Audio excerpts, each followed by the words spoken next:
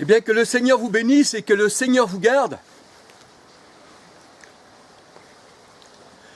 Et que le Seigneur ouvre les yeux de votre cœur. Parce que c'est par les yeux de notre cœur qu'on comprend les choses de Dieu. On ne comprend pas les choses de Dieu par nous-mêmes. Le Seigneur, il dit que l'Écriture, eh bien, elle est là pour nous instruire. Elle est là pour, eh bien, nous faire comprendre les choses de Dieu.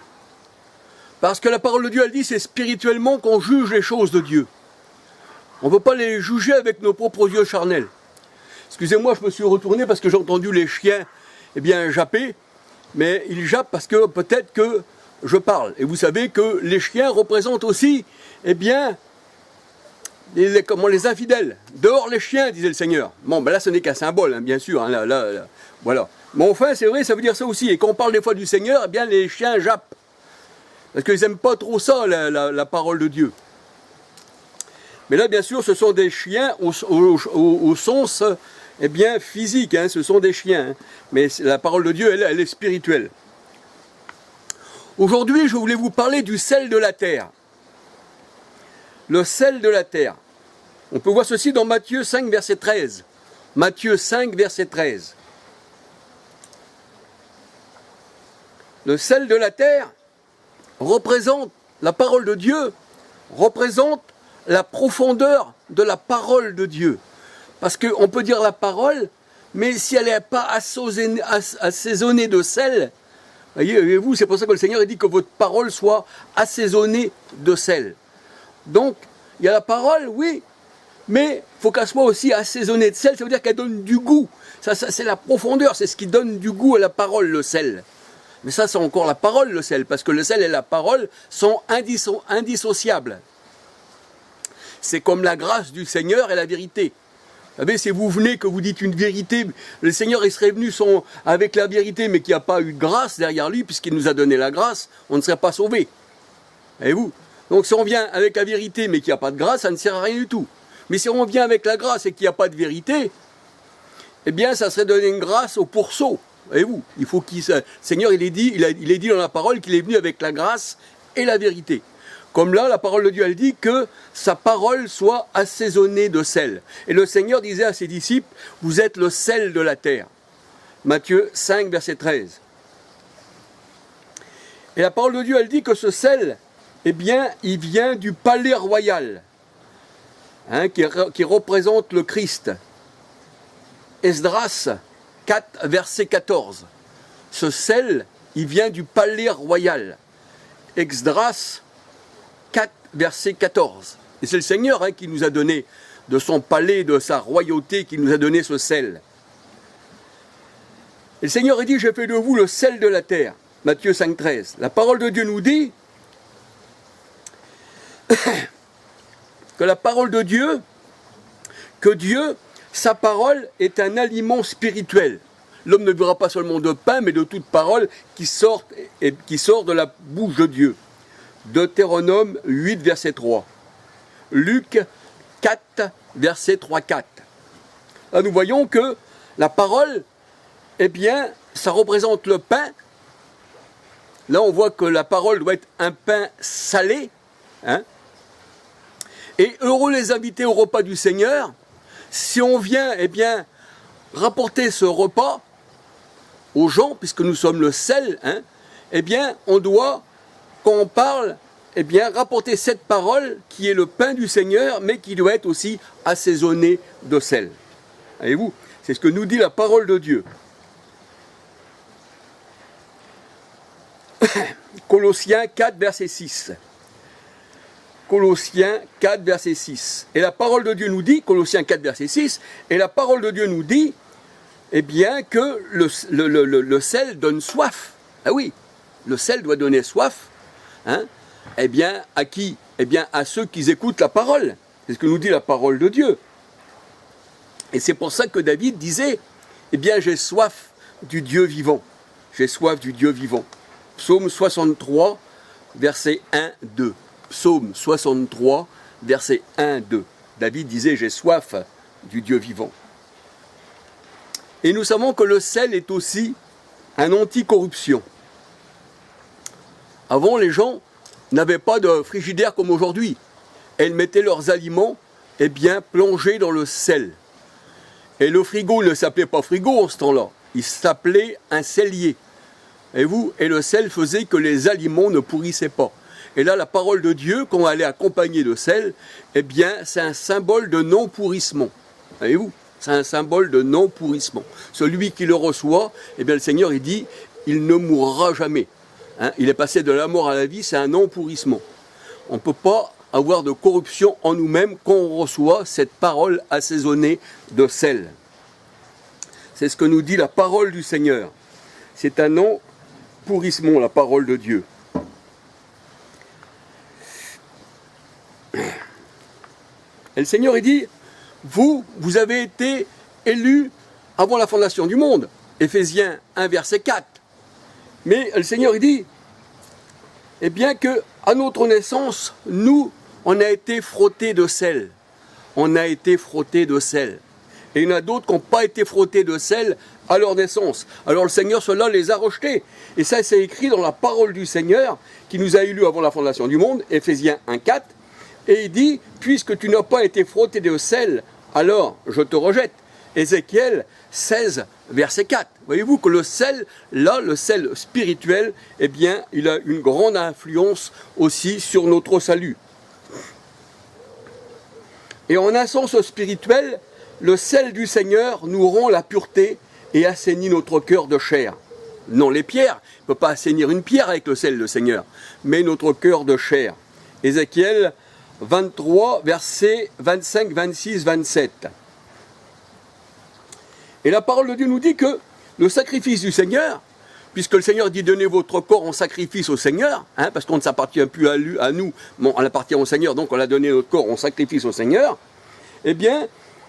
tout ce qui était en sacrifice, qui était offert au Seigneur, il devait y avoir du sel, sur le sacrifice.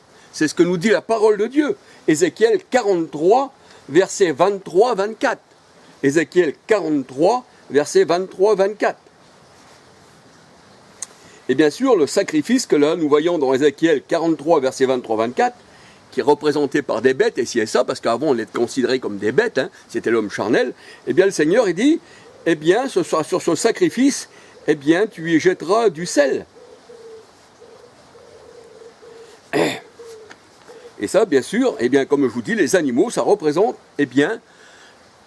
ceux qui ont été donnés en sacrifice au Seigneur, et qui sont devenus, non plus des bêtes, mais des esprits spirituels, parce que le Seigneur, il a fait de nous, des nouvelles créatures.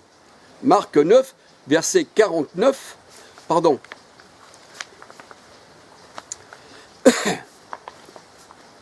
Excusez-moi, c'est vrai, alors je vais revenir un peu sur les sacrifices du Seigneur, que le sel devait être jeté dessus. Je vais vous redonner encore, encore quelques versets. Vous prenez Lévitique 2, verset 13. Lévitique 2, 13, voici, tout holocauste, tout sacrifice sera, sur l'holocauste, tu jetteras du sel. Ézéchiel 43, verset 23-24. Lévitique 2, verset 13. Et Marc 9, 49 à 51. Voyez-vous, j'aime bien vous donner des versets. Et excusez-moi, si je ne suis pas trop directement dans les... Parce que là, j'ai tout un cinéma à faire, parce que je vois que, comme j'ai écrit un peu dans les cornes, c'est-à-dire dans les plis du livre, alors il y a des versets qui m'étaient restés cachés. Là, je les ai mis à découvert. Voilà. Alors le sel aussi, c'est la parole de Dieu. Et la parole, son sel, la parole de Dieu nous dit, la parole, son sel, c'est comme un œuf qui n'y aurait pas de sel, il est fade. C'est ce que nous dit Job 6, verset 6-7. Job 6, verset 6-7. S'il n'y a pas de sel, dans la parole, cette parole-là qui est anti-corruption, ça serait fade. Job 6, verset 6-7. Mais les deux liés ensemble, donnent l'anti-corruption. Et oui. Parce que le Seigneur, il dit, nul ne vous ravira de ma main. C'est ça l'anticorruption. On ne fait plus partie du monde, on ne peut plus nous ravir. On ne peut plus aller dans les sectes. On ne peut plus aller dans ces choses-là, parce qu'on connaît notre Seigneur. Alors la parole de Dieu, elle dit que la royauté a été donnée à David par une alliance de sel. par une alliance de sel, selon certaines versions, parce qu'il y a des versions qui ne parlent pas de sel. Voyez-vous? Et là, eh bien, selon certaines versions, eh bien, vous pouvez lire que la royauté a été donnée à David par une alliance de sel. 2 Chroniques 13, verset 5. 2 Chroniques 13, verset 5. Et nous allons lire aussi dans la parole du Seigneur, dans 2 Rois 2, versets 19 à 22. 2 Rois 2, versets 19 à 22. La parole de Dieu nous dit que quand les eaux sont mauvaises, et qui représentent le monde, Apocalypse 17, 1 à 15, les grandes eaux représentent le monde. Apocalypse 17, 1 à 15. Et là, on voit dans 2 Rois 2, 19 à 22, eh bien, quand les eaux sont mauvaises, eh bien, et qu'elles sont stériles, ces eaux, hein, c'est-à-dire il n'y a plus d'animaux qui vivent dans ces eaux, les poissons, tout ça ont disparu et tout, eh bien, il faut remettre, eh bien, la parole de Dieu, elle dit, jetez du sel dans l'eau. Et ça représente le monde. Apocalypse 17, versets 1 à 15. Alors, la parole de Dieu, elle dit, pour stériliser ces eaux qui représentent le monde, tu dois prendre un vase neuf. Et la parole de Dieu, elle dit que le vase, eh bien, c'est nous. Nous sommes des êtres nouveaux, des vases neufs. Il y a des vases de destruction, mais il y a aussi des vases de bénédiction. C'est pour ça que le potier est maître de l'argile. C'est pour ça que la parole de Dieu, elle nous dit que on doit porter un plat, c'est-à-dire, ou un vase, hein, selon les versions, selon la traduction, qui soit neuf, et on y met du sel dans le vase. Et on y met du sel. Et le vase, c'est nous, hein, c'est ce qu'on va regarder dans la parole de Dieu. Hein, dans Romains 9, versets 20 à 22, Romains 9, versets 20 à 22, et 2 Timothée 2, versets 20 à 21. Le vase neuf, c'est nous. Seigneur, il dit, celui qui se purifie, celui qui se sanctifie, sera un vase agréable au Seigneur. Tandis que l'autre, eh bien, il sera détruit, ce vase. Voyez-vous? Alors, on prend un vase neuf et on lui met du sel et on le jette à l'eau. Voyez-vous? On le jette à l'eau. Et quand on jette le sel à l'eau, et puis que ces eaux sont mauvaises, qui représentent le monde, Apocalypse 17, verset 1-15, eh bien, les eaux sont assainies, elles redeviennent saines. Parce que pourquoi? Le sel a été jeté dans l'eau. Voyez-vous, c'est ce que nous dit la parole de Dieu. Et si on lit 2 Rois 2, versets 19 à 22, nous voyons que Élie, eh bien, c'est ce qu'il a fait. Il a jeté du sel dans l'eau. Voyez-vous? Il a pris un vase neuf et il a jeté du sel dans l'eau. Et la parole de Dieu, elle dit, les eaux, eh bien, ont été assainies.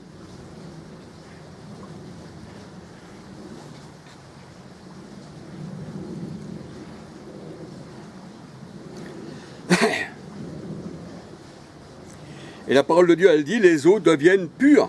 Les eaux sont devenues pures. Et ni la mort, ni la stérilité, c'est-à-dire elle sera plus stérile, cette eau. Elle donnera, eh bien, la vie. En elle reviendra la vie. Les poissons, tout ce qui vit, vivra en elle, voyez-vous. Et les poissons, eh bien, c'est aussi nous, parce que le Seigneur, il disait à ses disciples, à ses apôtres, je vous ferai pêcheurs d'hommes.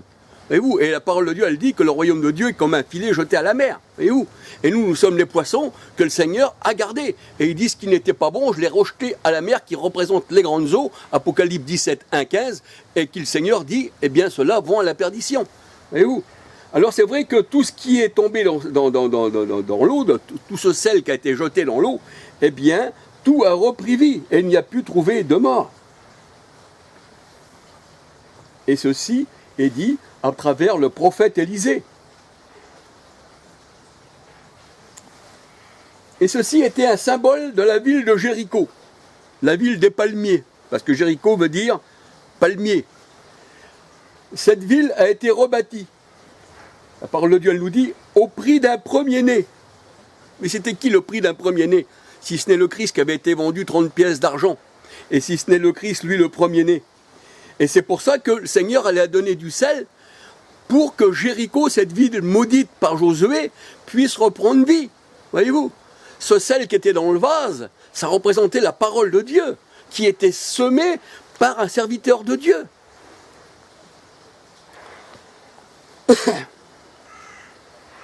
Qui était semée par un serviteur de Dieu. et que Josué au départ avait maudit cette ville. Josué 6, versets 24 à 26, c'est-à-dire cette ville de Jéricho.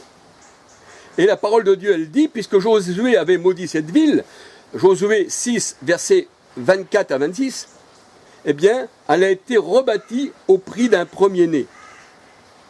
Matthieu 1, 25, Christ est le premier-né. Romains 8, verset 29. Et la Bible, elle dit que, eh bien, nous avons été sanctifiés par le sang du Christ. Hébreux 11, 28. 11, 28. Et c'est pour Jéricho, la parole de Dieu nous dit, elle était en esclavage. Jéricho était en esclavage, elle avait été maudite. Jéricho était en esclavage, elle avait été maudite. Mais là, on voit qu'avec cette eau, avec ce sel, eh bien, elle a été libérée. Josué 6, verset 1. Josué 6, 1, elle était en esclavage. Personne ne pouvait rentrer, personne ne pouvait sortir de cette ville, dans cette ville des palmiers. Et c'est pour ça que le Seigneur Jésus-Christ disait en sa parole, Jean 8, 36, « Si le Fils vous affranchit, vous serez réellement libre. » Et ce sel-là que Élie, oui c'est Élie ou Élisée, je ne sais pas trop, mais enfin, eh bien prenez et jetez eh bien, dans ces eaux, ça représentait Jéricho qui était en esclavage, que Josué avait maudit et que le Seigneur a libéré. Voyez-vous, voilà. Et là, quand on voit que c'est Josué qui avait maudit, c'est sûr c'était un homme de Dieu, mais ça représente aussi l'homme qui a fait de cette terre une malédiction, voyez-vous. Et le Seigneur, lui, eh bien, il redonne, parce que ça représente aussi l'Ancien Testament, Josué. Et le Seigneur, il redonne vie à ce qui avait été maudit, voyez-vous. Mais quand le Seigneur, il maudit une chose aussi, parce que les ténèbres ne l'ont pas reçu, ceux-là, ils restent toujours dans la malédiction. C'est ces élus qui étaient maudits. Mais le Seigneur, il dit, eh bien, voici, vous êtes redevenus à la vie.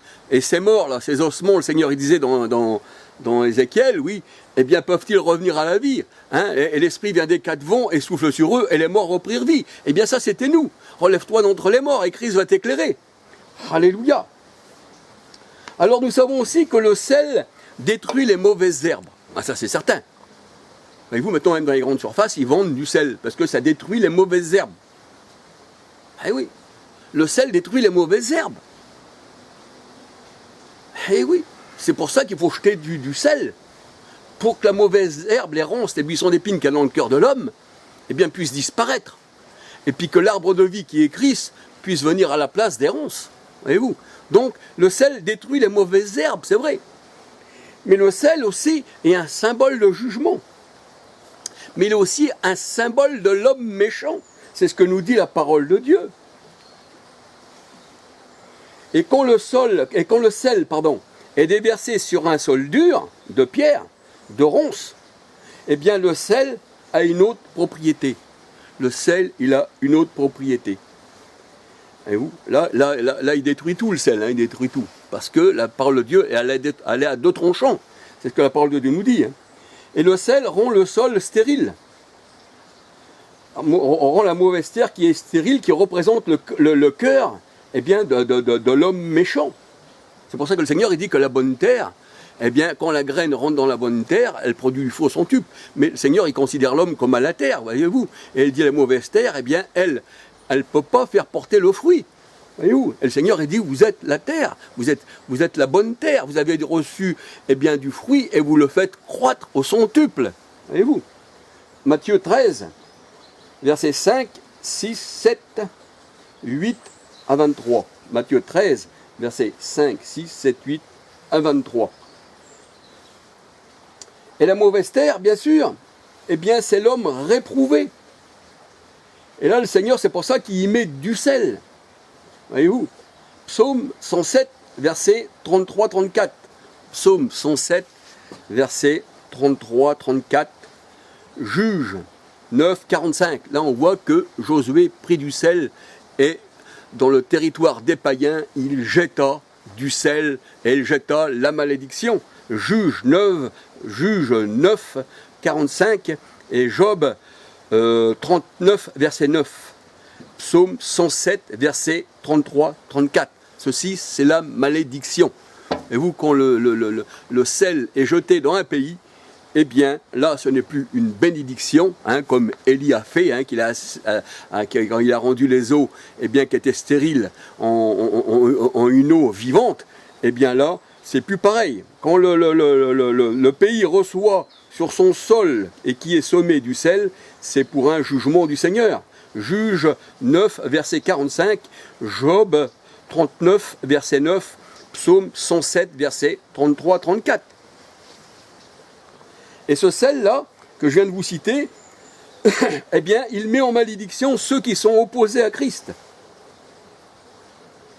Et il envoie sur eux, comme Sodome et Gomorrhe, du sel et du soufre. Du sel et du soufre. Deutéronome 29, versets 22, 23 à 25, et etc., si vous lisez tout le chapitre.